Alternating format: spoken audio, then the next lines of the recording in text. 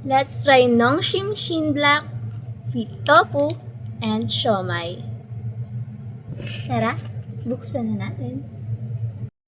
Big bowl na nga pala ito guys, kaya hindi ko alam kung kaya ko itong ubusin. Bali yung ilalagay ko nga pala ditong tofu and siomai ay nabili ko lang sa kanto.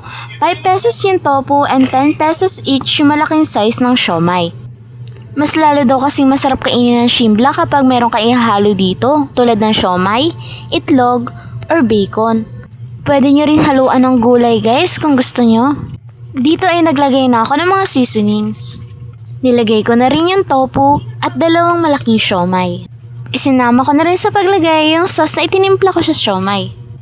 Pagkatapos ay tinakpan ko nga muna ito at naghintay lang ako ng ilang minuto hanggang sa malutong noodles. After ilang minutes ay pwede nang kainin. Taran! Let's eat! Ang sarap ng Shin Black guys. Tsaka hindi siya masyado manghang para sa akin. Expect ko kasi sobrang anghang nito. At mukbangers na nga si auntie mo. Ay! Ang bigat na nga rin pala niya sa tiyan guys, kaya hindi na ako kumain ng hapunan kasi busog na ako. Hindi ko nga naubos yung noodles dito.